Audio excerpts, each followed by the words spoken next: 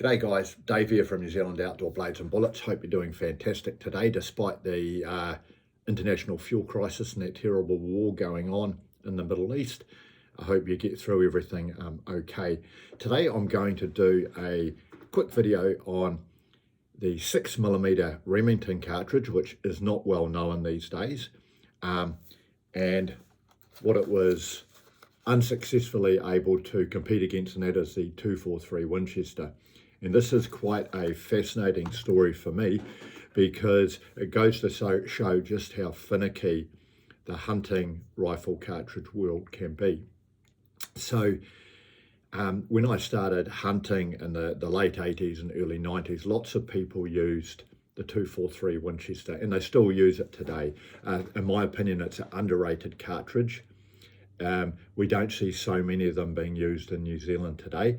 But at the end of the day, you've got a good quality 100-grain projectile being shot at about 3,000 feet per second. It's very light recoil, and it's able to legitimately kill a red deer at 300 yards in New Zealand. So a very capable cartridge. But what some people aren't aware of is at the same time the 243 came out, there was another cartridge called the 6mm Remington came out, and there's quite a fascinating history behind this. So the year was 1955, and Remington brought out a new cartridge, and it was called the 244 Remington.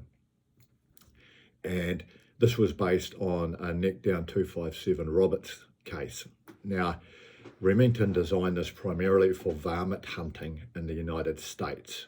And for those that aren't from the United States, varmint hunting or predator control is incredibly important because they have coyotes and prairie dogs and wolves and all sorts of critters out there that are smaller than deer that they actually need to control for pest destruction. So they've tended to go for high velocity, smaller cartridges designed to shoot these critters at long range.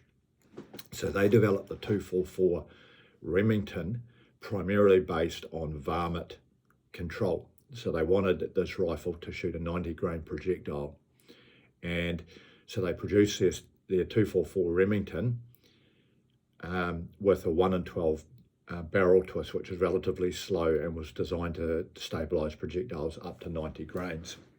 Now, there was a lot of interest in this because this was quite phenomenal sort of performance in 1955. But at the same time, Winchester, the same year, produced the 243 Winchester, which was almost identical to the 244 Remington.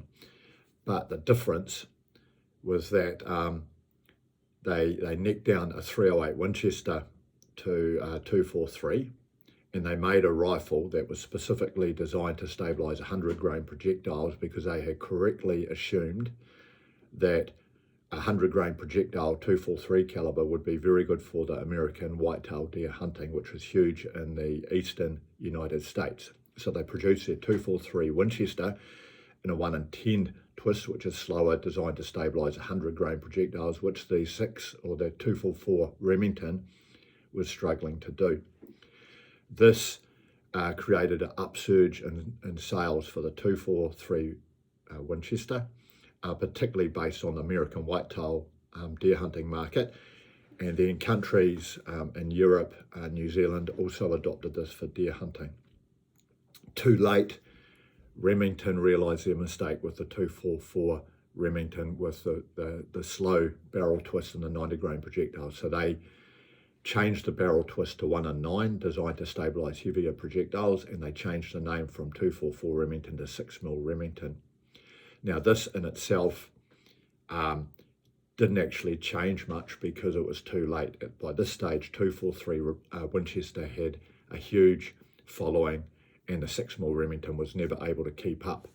Ironically, the 6mm Remington has actually got a slightly larger case capacity than the 243 Winchester, so you can actually shoot slightly higher velocities out of the 6mm Remington. And so for a number of reasons, including this, many hunters have still favoured the 6mm Remington over the 243 Winchester, partly because they can get slightly better velocities out of it. But Arguably, if the 244 Remington had came out with a 1 and 9 or 1 and 10 twist in the barrel instead of a 1 and 12 twist, it may not have been outstripped by the 243 Winchester. But there's just a bit of random bit of geeky cartridge history for you. If you've got any experience or comments on either the 6mm Remington or the 243 Winchester, I would love to hear from you. If you got this far, have a fantastic day. Cheers.